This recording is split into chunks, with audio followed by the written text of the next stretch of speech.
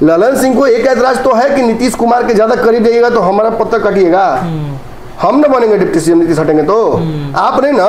इससे ज्यादा फायदेमंद ये G20 की मुलाकात मोदी के लिए हो गई। अब हजारों नेताओं के बीच में आपने अशोक चौधरी को बेइज्जत कर दिया। आज मोदी का सबसे बड़ा जो मकसद था कि इंडिया गठबंधन में भी टूट पड़ जाए और नीतीश की पार्टी में भगदड़ मच जाए, दोनों हो गया। लेकिन चाहता है कि एनडीए में चले जाए नीतीश कुमार, उसके रिप्रेजेंटेटिव हो गए हैं अशोक चौधरी। आप जब सेंट्रलाइज करके पावर अपने पास रखते हैं तो हर नेता सोचता है कि नीतीश कुमार से क्यों ना बात कर ले। तो जिसकी अवेलेबिलिटी है वो तो बाकी को बराबर नहीं समझेगा कभी। राष्ट्रीय होंगे अपने घर के होंगे, वो जनता से का बात नहीं सुन रहे, कार्यकर्ता का बात नहीं सुन रहे हैं, नहीं सुनेंगे तो हटाया जाएगा। नमस्कार, भारत लाइव देख रहे हैं आप और ये गेम बड़ा है। बिहार में जदयू के अंदर आज जिस प्रकार से जो समाचार निकल के आया है कि जदयू के भीतर खाने में दो फाड़ हो चुकी है। दो फाड़ इसलिए कि ललन सिंह और अशोक चौधरी, जो अशोक चौधरी के कंधे पर सर रखकर नीतीश कुमार ने एक तस्वीर जो बिहार के राजनीतिक गलियारे में खूब दौड़ी, वहीं अशोक चौधरी हैं नीतीश कुमार के काफ़ी करीबी हैं और अशोक चौधरी और ललन सिंह में आज दो फाड़ हो गया। नीतीश कुमार के आवास पर आज बैठक था और इस बैठक में कई लोग पहुंचे हुए थे, लेकिन इन दोनों के बीच में जो वाद विवाद था वो काफ़ी गर्म तेवर में दोनों के बीच में वाद विवाद बढ़ा था। देखिए, जदयू के अंदर दो फाड़ की खबरें हम लगातार चलाते रहे, हमारे संपादक नमन मिश्रा सर भी लगातार इस बात को कहते रहे हैं कि जदयू के अंदर सब कुछ ठीक ठाक नहीं चल रहा है। उनके ही पार्टी के अंदर दो गुटों में बट गया है पार्टी। और देखिए, आज कहीं ना कहीं इस खबर के बाद मुहर इस बात को तो लगना ही था कि दो फाड़ की स्थितियाँ बनी हुई है। गेम बड़ा में इसी विषय पर आज हम चर्चा करेंगे। इस विषय पर इसलिए चर्चा करना जरूरी है क्योंकि नीतीश कुमार जिस प्रकार से इंडिया गठबंधन को लेकर आगे बढ़ रहे हैं, एक तरफ वो तमाम दलों को एकजुट कर रहे हैं, लेकिन अपने दल को ही वो एकजुट नहीं कर पा रहे हैं। देखिए, गेम बड़ा में जो चर्चा हो रही है कि नीतीश के बैठक में जदयू में हुई दो फाड़, हजारों नेता के सामने भिड़े ललन और चौधरी। मोदी शाह का तीर एकदम निशाने पर, मोदी शाह का तीर एकदम निशाने पर सर कैसे चला गया है? ये मोदी और नीतीश जब G20 में मुलाकात जब किए थे, ये कई बार मैं ये बात यहाँ बोल कर चलूँ, अक्सर लोग बोल देते हैं कि अरे आप अपने मुँह से अपनी बड़ाई कर लगते हैं। मुझे पता है मेरी राजनीतिक हैसियत औकात एक पत्रकार के तौर पर, सबसे क्षेत्रीय पत्रकार के तौर पर, एक सिमटे हुए दायरे के पत्रकार के तौर पर है, मैं मानता हूँ। इससे मुझे बिल्कुल ही ना तो इस बात का कोई गम है, ना इस बात का इससे मुझे कोई विरोधाभास है। हम निश्चित तौर पर एक बहुत छोटे से बबल में काम करते हैं, लेकिन इस बात का भी मुझे घमंड है कि जो खबरें हम अपने औकात से बाहर की दे देते हैं, जो चादर के दायरे से बाहर जाकर हम खबरें और जो अंदर की बातें विश्लेषण ला कर दे देते हैं, वक्त से पहले ला कर दे देते हैं, उन खबरों पर मुहर राष्ट्रीय मीडिया को 2 दिन बाद 3 दिन बाद लगाना पड़ता है। खासतौर पे आप लोग जो मेरे साथ बैठते हैं विश्लेषण में समय जब आप स्पेंड करते हैं, तो आप क्योंकि उस पूरे टॉपिक और उस नैरेटिव में आप कुछ दिनों तक अटके रहते हैं, बिल्कुल। तो बार बार आपको दिखता है। कभी आप उस चैनल का मुझे स्क्रीनशॉट भेजते हैं, कभी उस चैनल का भेजते हैं कि देखिए हमारे जैसा headline, same narrative, same story, कल के छू नहीं रहा था, आपने बिल्ली गले में घंटी बांधी, तो अब सभी उस घंटी को अपने लिए इस्तेमाल करने लगे। तो निश्चित तौर पर बिहार की राजनीतिक और पत्रकारिता में एक बड़ा स्पेस है ऐसे विश्लेषण के लिए, क्योंकि ज़्यादातर जगहों पर पर्दे के और दायरे के अंदर ही पत्रकारिता हो रही है। आप समझ रहे मैं क्या कहना चाह रहा हूँ कि आज अशोक चौधरी और ललन सिंह के बीच अच्छा खासा उठापटक हुआ। कौन पीछे है मैं लगातार कहता आ रहा हूँ, कोई बहुत छुपाकर मैंने बातें नहीं कही हैं, लेकिन जो लोग छुपा कर रखते हैं या इस बात को भी काट देंगे कि कोई विवाद नहीं है, तो दर्शकों को तय करना है ना अपने विवेक से, अपने मेधा से कि मैंने भाई सच क्या है और गलत क्या है। लगभग आज से साल भर हो रहा होगा, 9 महीना साल भर हो रहा होगा, 11 महीना हो रहा होगा शायद आसपास, मैंने ये बात कही थी कि अगला टारगेट अशोक चौधरी है और अशोक चौधरी और ललन सिंह के बीच में कोल्ड वॉर शुरू हो गया है। ये कोल्ड वॉर कैसे है, देखिए मैं केवल ये खबर देकर पीछे नहीं हट जाता हूँ, मैं फिर उसको फॉलो करता रहता हूँ और वक्त दर वक्त जो दर्शक हमारे पुराने हैं उनको पता होगा कि मैंने अशोक चौधरी और ललन सिंह के बीच जो भी खटपट होने की स्थिति आई है या कंटेंशन की परिस्थिति आई, मैं बताता गया हूँ। अशोक चौधरी को जमीन से निकालने के लिए, वहाँ से प्रभारी हटाने के लिए लगातार प्रयास किया जा रहा था। चूंकि नीतीश कुमार का बर्दाश्त प्राप्त था तो कोई कुछ कर नहीं सकता था। ललन सिंह अशोक चौधरी को इसलिए भी ठिकाने लगाना चाहते हैं कि अशोक चौधरी नेचुरल प्रोसेशन में आते हैं। किस प्रोसेशन में?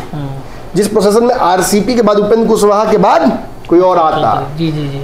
संजय सिंह साइड पड़े हुए हैं। संजय झा एकमात्र नेता है जो नीतीश कुमार के आसपास अभी फिलहाल घूम पा रहे हैं। जी।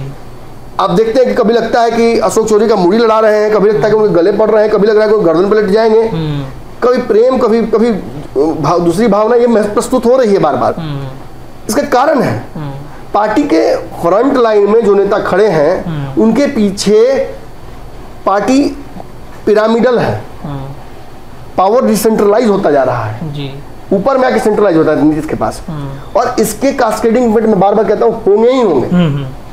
आप जब सेंट्रलाइज करके पावर अपने पास रखते हैं तो हर नेता सोचता है कि नीतीश कुमार से क्यों ना बात कर ले, तो जिसकी अवेलेबिलिटी है वो तो बाकी को बराबर नहीं समझेगा। कभी राष्ट्रीय होंगे अपने घर के होंगे, अशोक चौधरी को बार बार मैंने जलील करेंगे तो मन थोड़ी लेंगे अशोक चौधरी जी। बिल्कुल। प्रभारी से हटा दिया, संगठन आपका है, आपने हटा दिया। अब आप कह रहे हैं भरी सभा में रोककर कि आप क्यों इंटरफेयर कर रहे हैं वहां की राजनीति में। अरे अशोक चौधरी का घर है भाई जमुई में, आपके चलते छोड़ दे घर अपना। आप कह रहे हैं कि मैंने कि वहां से फीडबैक लगातार आ रहा है कि आप पॉलिटिकल एक्टिविटीज कर रहे हैं, ये जायज इल्जाम है। यहाँ ललन सिंह बिल्कुल सही है कि अशोक चौधरी अगर पॉलिटिकल कार्यक्रम करेंगे, 27 तारीख को कार्यक्रम प्रस्तावित था टेंडेंसी और मैंने क्या उसको बोलते हैं न्यूट्रलाइजेशन के लिए, विधायकों को भी बुला लिया था। कौन विधायक को बुलाए थे? सुदर्शन को। सुदर्शन कौन है? राजू सिंह के पौत्र। राजू सिंह से नीति से क्या रिश्ता है रहा है पूर्व में अशोक चौधरी का, ये तो सभी जानते हैं जी। सुदर्शन को टिकट क्यों मिला था ये भी सभी जानते हैं। कांग्रेस से सुदर्शन किसके साथ आए थे ये भी सबको पता है। अशोक चौधरी कितने करीब थे, लेकिन अब अशोक चौधरी का इंटरेस्ट कुछ और हो गया है। तो सोच रहे कि सुदर्शन को वहां से हटाकर और अपने किसी को लड़ा दे। अपना किसको लड़ाएंगे? बेटी को, पत्नी को, दामाद को, वो मैं नहीं जानता हूँ, उसमें नहीं पढ़ना भी नहीं मुझे व्यक्तिगत उनका राजनीति। जिस दिन वो खबरें आएंगी मैं वो दिखाऊंगा। फिलहाल ये इंटरेस्ट तो अशोक चौधरी का पकड़ लिया गया। बिल्कुल। मैंने ये भी समझाया था कि आखिर ललन सिंह को इससे ऐतराज क्या होगा। ललन सिंह को एक ऐतराज तो है कि नीतीश कुमार के ज्यादा करीब जाइएगा तो हमारा पत्ता कटिएगा, हम ना बनेंगे डिप्टी सीएम, नीतीश हटेंगे तो आप नहीं ना, आप ज्यादा नजदीक होते तो आप ना बन जाइएगा जी। तो ये तो लड़ाई है ही है, तो इसके लिए कोल्ड वॉर है, इसके लिए रोका नहीं था एक दूसरे को। सुनिए, ठीक नहीं करना है आप, ये नहीं होता राजनीति में। ये अगर कर दिया ललन सिंह ने तो इसका कारण दूसरा ही होगा। देखिए दूसरा कारण क्या है। जिस क्षेत्र की हम चर्चा कर रहे हैं ये क्षेत्र मुंगेर में आता है, मुंगेर लोकसभा में। जी। मुंगेर लोकसभा के सांसद कौन है? ललन सिंह जी।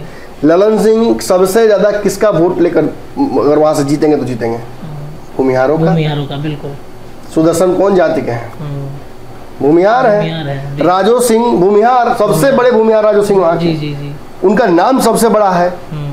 अनंत सिंह के जो बड़े भाई थे उनके बराबर का नाम उनका लिया जाता है। कांग्रेस के पुराने मैंने एकदम कहा सकता है उसको जड़। उनकी हत्या किन परिस्थितियों में हुई थी इस पर चर्चा हम नहीं कर सकते हैं, लेकिन चलिए सभी को पता है कि क्या आरोप लगता है, किस पर लगता है आरोप, किस आरोप से छुटकारा पाने के लिए किसने किसको टिकट दिलवाया, ये मैं नहीं पढ़ूंगा, ये कानूनी प्रक्रिया है। लेकिन जो आग ठंडी हो गई थी 2014 में ही, उसमें घी माफ कीजिएगा 2015 में ही, उस आग में फिर से घी किसने डाला? कहीं ना कहीं इसके लिए अशोक चौधरी जिम्मेदार है जी। बिल्कुल। जो टिकट आपने दिलाया सुदर्शन को, एक बार कांग्रेस से, फिर आपके साथ वो एकमात्र विधायक अशोक चौधरी ने सबको टिकट दिया था। मेरे सामने की बात है, अशोक सभी को टिकट दिया था, लेकिन उनमें से कौन तैयार हुआ अशोक चौधरी साथ जाने के लिए जदयू में? 3 MLC और एक सुदर्शन जी। और सुदर्शन को आप काटने पर भूल गए। एक युवा नेता, होनहार नेता, एक पढ़ा लिखा नेता, ये जान लीजिए, एक पढ़ा लिखा नेता जी। भूमिहार समाज का एक बड़ा चेहरा उभरता हुआ। आपको उससे किस बात की ईर्ष्या जलन हुई मुझे नहीं पता, लेकिन उस सीट को आप सोच रहे थे कि ढेला रख के सुदर्शन आप फिर अपने किसी आदमी को बना देंगे, तो ढेला तो नहीं निकले सुदर्शन। सुदर्शन ने प्रभाव बनाया, ललन सिंह और सुदर्शन के बीच अच्छा एक तालमेल बना है। और जाकर अशोक चौधरी क्या कर रहे थे? अशोक चौधरी कार्यक्रम में सुदर्शन को कैसे पीठ में उनका सुदर्शन के पीठा में छुरा घोपने की कोशिश उन्होंने की। एक कार्यक्रम में उन्होंने सुदर्शन को सीधे, मतलब बिना पहले से कुछ इन्फॉर्मेशन के, बिना किसी, मतलब समझ रहे ना आप, मतलब कोई जानकारी नहीं, कोई जानकारी नोटिफिकेशन नहीं, और सीधा वहां पर उन्होंने शहीद कर दिया सुदर्शन को। कि मुझे पता चला है कि हमारे ही विधायक हैं, लेकिन वो जनता से का बात नहीं सुन रहे, कार्यकर्ता का बात नहीं सुन रहे हैं, नहीं सुनेंगे तो हटाया जाएगा। ये आपको किसने अधिकार दे दिया? नीतीश कुमार के आगे पीछे चट्टा बट्टा करने से? कौन सा संवैधानिक ताकत आपको मिल गया जी कि आप विधायक को हड़का रहे हैं? कभी वहीं जाके कर्मचारी को हड़का रहे हैं? तो एक छोटे से कर्मचारी ने औकात दिखा दी ना है। विधायक से लड़े, मैंने आपको याद कीजिए, मैंने स्टोरी दर्शकों को भी याद होगा, मैंने कहा था कि 4-5 सांसद और एमएलसी, माफ कीजिए, विधायक और एमएलसी का एक झुंड गया था नीतीश कुमार के पास अशोक चौधरी का कंप्लेन लेके। किसके इशारे पर गया था? ललन सिंह के इशारे पर। किसके चलते अशोक चौधरी को लगता है जैसे कि मैंने प्यार कर रहे हैं कि मजाक उड़ा रहे हैं? नीतीश कुमार समझे में नहीं आता है। आज भी खबर है कि सामने लड़ाई हो रही थी और नीतीश कुमार निकल के चले गए वहां से बिना देखे हुए। बिल्कुल बिल्कुल। प्यार होता तो रोकते ना, अरे क्या कर रहे हैं आप लोग, इनको तो छोड़ दिए कम से कम। फिर कुछ नहीं किया। नीतीश जानते हैं कि ये पूरी तरीके से ट्रायंगुलर है शेप, ऊपर ताकत अनडिस्प्यूटेड होनी चाहिए, नीचे तो लड़ मर जाइए, यहाँ भी खूब लड़िए। इशारा किसी और का था क्या जो बातचीत हुई है? हालांकि अशोक चौधरी ने तो कहा कि हम जो भी फैसला लेते हैं नीतीश कुमार के आदेश पर फैसला लेते हैं। हाँ भाई, नीतीश कुमार एक कहने पे उनसे मिलने चले जाते हैं। नीतीश कुमार के पास पहुंचने की उनके पास उनकी ताकत है, बाकी सांसद विधायक तो पहुंच नहीं सकते हैं ना। इनमें कुछ विशेष मेधा होगी अशोक चौधरी में, ये तो बात सबको मानना पड़ेगा ना कि आखिर कोई टैलेंट तो जरूर होगा अशोक चौधरी में, जिसकी वजह से नीतीश कुमार इनको इतना प्यार करते हैं, बार बार बुलाते हैं, जाते हैं।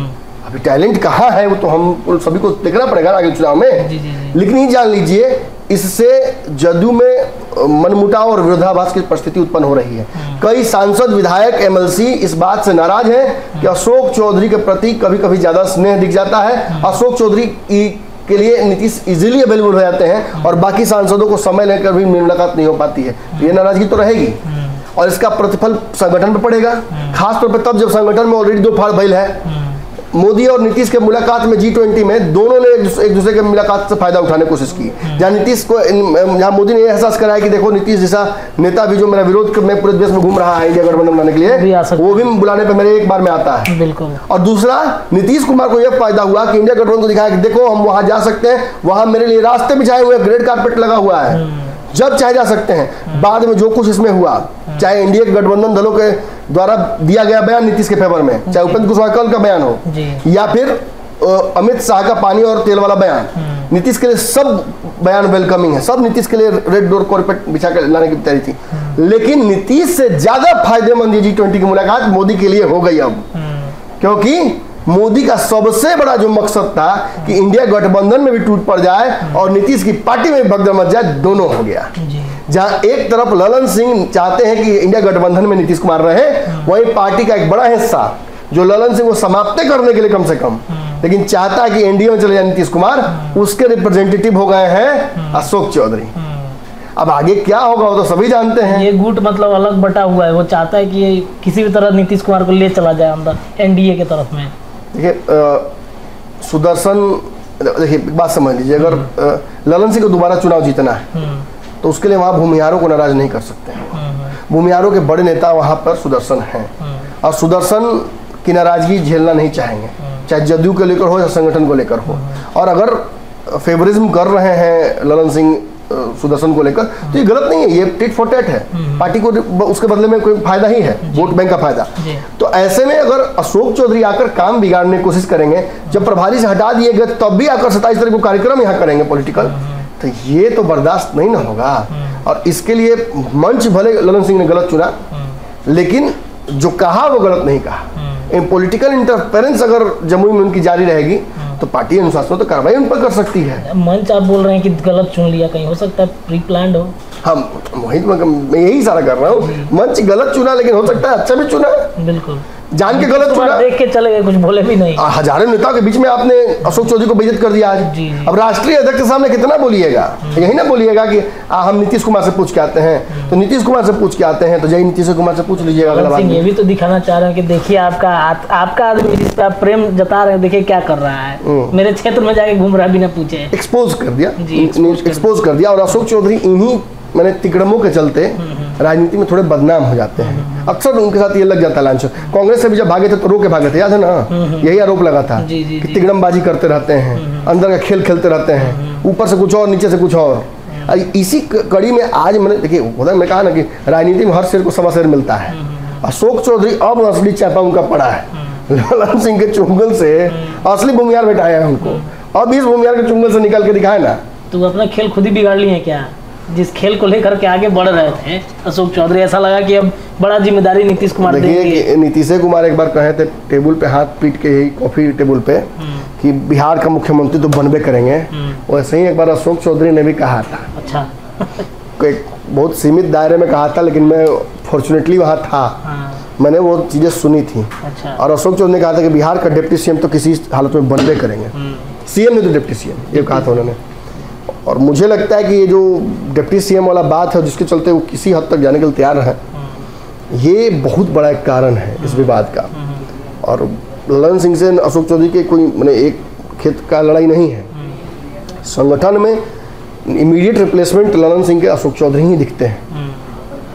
और ये बात ललन सिंह को एहसास है, तो अशोक चौधरी गेम बिगाड़ ले को तो आरसीपी की तरह जाना ही ना पड़ेगा कहीं ना कहीं। खेले न खेले, बिगाड़ देंगे। यहाँ एक ही रास्ता बचता है अशोक चौधरी को के राजनीतिक दिशा को और मजबूत होने के लिए या फिर बचने के लिए, कि नीतीश पलट जाए। उस केस में अशोक चौधरी का लॉटरी लग सकता है। अन्यथा तो अब तो रडार पे है ही ललन सिंह के।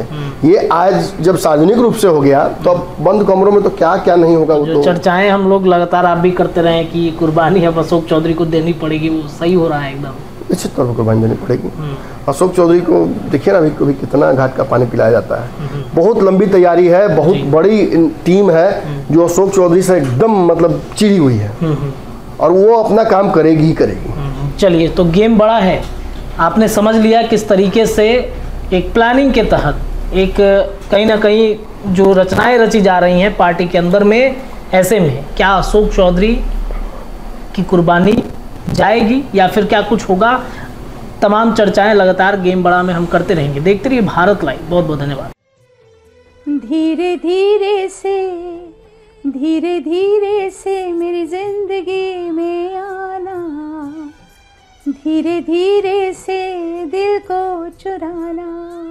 नमस्कार, मैं अनुराधा पौडवाल 26 नवंबर को पैनोरमा स्टार सीजन 6 के कार्यक्रम में पूर्णिया बिहार आ रही हूँ। मुझे पैनोरमा ग्रुप के निर्देशक संजीव मिश्रा जी ने बुलाया है, तो हम सब मिलते हैं पैनोरमा ई होम्स में शाम 7 बजे। नमस्कार। अगर ये वीडियो पसंद आई और वह बिहार के राजनीति और बिहारियत से सरोकार रखेनी तो सब्सक्राइब बटन दबा के चैनल के सब्सक्राइब कर ली। ओजे एगो घंटी बा, ओकरा बटन दबा देला से कुल सटीक और मारक खबर रुआ मुफ्त में मिल जाई। अगर रुआ पत्रकारिता के हमनी के नया प्रयोग में सहयोग कर चाहतानी तो ज्वाइन बटन दबा दी। पेटीएम नंबर नोट कर ली 9386816700। धन्यवाद।